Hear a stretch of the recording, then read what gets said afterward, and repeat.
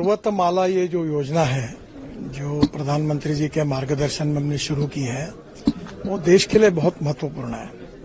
हमने 1,25,000 करोड़ के 200 project identify किए हैं और ये संख्या और करीब 400 प्रोजेक्ट बढ़ सकते हैं। ये प्रोजेक्ट को 5 साल में हमने शुरू करने का तय किया है और जिसके कारण 2 प्रकार के जहां टूरिस्ट स्पॉट्स हैं, जैसे बद्रीनाथ, केदारनाथ, गंगोत्री, यमुनोत्री, या कुछ जगह पर मंदिर है ऊपर पहाड़ी ऊपर, वहां रोपवे, केबल कार, फेनिकुलर रेलवे है। पर जैसे जहां रोड पर बहुत ट्रैफिक जाम होता है, जैसे धौला कुआं से मानेसर, तो यहाँ रोज ट्रैफिक जाम है। पर ऊपर के ऊपर हवा में चलने वाला, 1 घंटे में 10,000 लोगों को ट्रांसपोर्ट करने वाला एक सिंगल पिलर पर ऊपर अगर एक स्काई बस या डबल डेकर बस हमने शुरू कर दी तो ये ट्रैफिक एकदम आधा हो जाएगा और लोग तुरंत कम समय में पहुंच जाएंगे।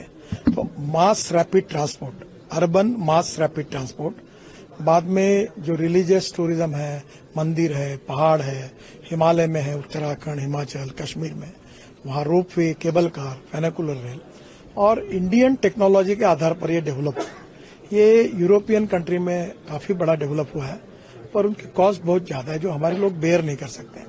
मुझे बड़ी खुशी है कि इंडियन कंपनी इसमें आई, मेक इन इंडिया और मेड इन इंडिया हो रहा है, इसकी कॉस्ट कम होगी और इसमें बड़े प्रमाण पर पब्लिक प्राइवेट इन्वेस्टमेंट आएगी।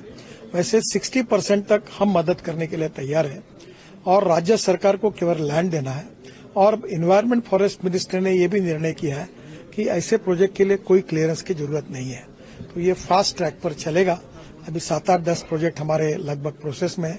आज कुछ अवार्ड हमने दिए हैं, कुछ स्टेट से हमने एमओयू किया है और ये रोजगार निर्माण करेगा इंफ्रास्ट्रक्चर डेवलपमेंट में और उसके साथ साथ ग्रोथ में भी पार्टिसिपेट करेगा।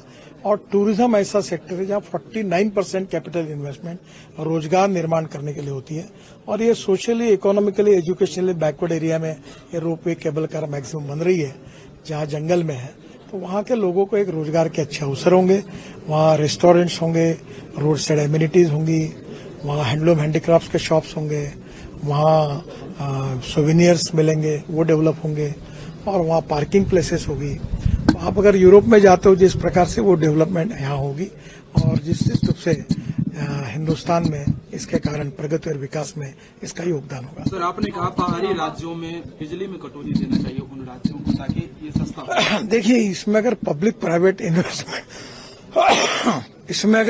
प्राइवेट इन्वेस्टमेंट लानी है तो हमको इसको इकोनॉमिकली वायबल करना होगा, तब लोग पैसा डालेंगे।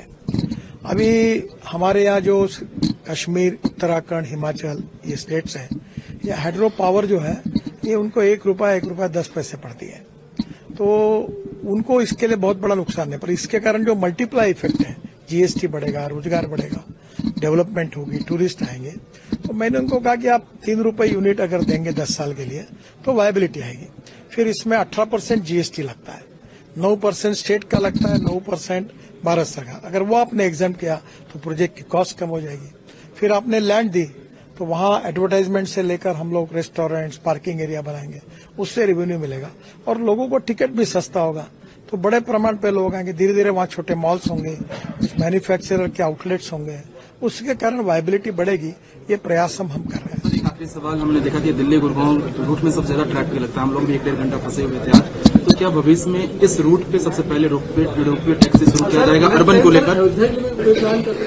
देखिए, पहली बात तो ऐसी है कि आप जो कह रहे हो वो मैं भी आज अनुभव कर चुका हूं और मेरी इच्छा है, अभी तक कोई एकदम निर्णय नहीं हो पाया, पर अभी द्वारका एक्सप्रेस हाईवे जो है ये शुरू होने के बाद 50% की कंजेशन कम होगा, पर हम इसके बारे में भी जरूर सोचेंगे। और अनेक जगह पर एयरपोर्ट जाना, रेलवे स्टेशन जाना, जैसे हम वाराणसी में बना रहे हैं कि मंदिर में लाखों लोग जाते हैं, अब स्टेशन से उतरने के बाद डायरेक्ट रोप में बैठ के मंदिर में जाएंगे, तो नेचुरली रोड का ट्रैफिक कम होगा, कंजेशन कम होगा, पोल्यूशन कम होगा, पेट्रोल डीजल की खपत कम होगी, फॉसिल फ्यूल की, और लोगों को सुविधा मिलेगी।